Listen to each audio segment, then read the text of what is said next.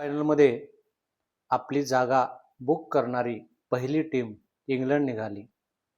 कर्णधार ब्रुकनं काढलेल्या जोरदार शतकाच्या जोरावरती इंग्लंड सेमीफायनलमध्ये पोहोचलं आणि पहिल्यांदा तिथं पोहोचण्याचा त्यांनी मान मिळवला.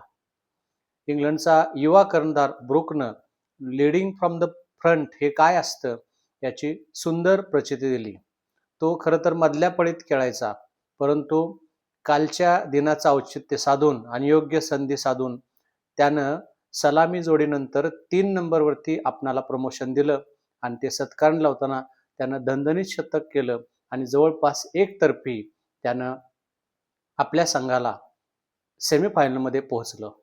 खेळापेक्षा बडबड जास्त करणारा पाकचा संघ उघडा पडला आणि इंग्लंडला त्यांच्या या कामगिरीपुढं काहीही करता आलं नाही. शेवटी थोडाफार सामन्यामध्ये रोमांच आला, परंतु तोपर्यंत ब्रुकच्या शतकानं इंग्लंडचं पुढच्या फेरीतलं स्वप्न, सेमीफायनलचं स्वप्न पूर्ण केलं होतं.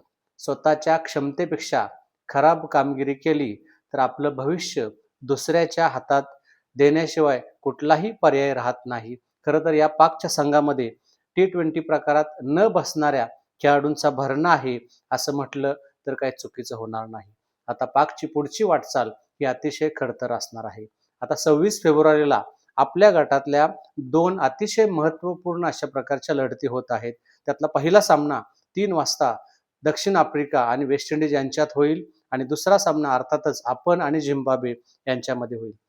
आपल्या पहिल्या सामन्यातील दारुण पराभवाच्या पार्श्वभूमीवरती आपल्या या संघामध्ये काही बदल अपेक्षित आहेत आणि ते कदाचित घडताना दिसतीलही. संजू कदाचित आपल्या संघामध्ये परत येईल. आपला रिंकू जो आहे हा काही घरगुती अडचणीमुळं घरी परतलाय. घरची परिस्थिती बघून तो कदाचित संघात येतो का कदाचित त्याला तिकडंच राहावं लागतं याचा फैसला सामन्याच्या आदल्या दिवशी म्हणजेच आज किंवा उद्या सकाळी घेता येणार आहे.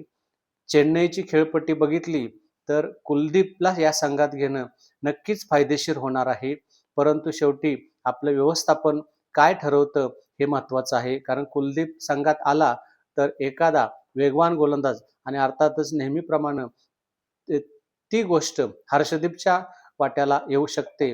बघूया नेमकं सूर्या आणि गंभीर यांच्या मनात नेमकं काय चाललंय हे सामन्याच्या शेवटच्या टॉसपर्यंत कळणं अवघड आहे. परंतु पहिल्या सामन्यातील पराभवाच्या पार्श्वभूमीवरती आता या सामन्यात आपल्या संघात काही बदल अपेक्षित आहेत.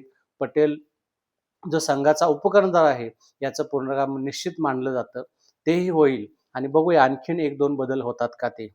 आता या सामन्याच्या बाबतीत बोलायचं झालं तर आपणाला पुढचे दोन्हीही सामने जिंकण्याशिवाय कुठलाही पर्याय नाही.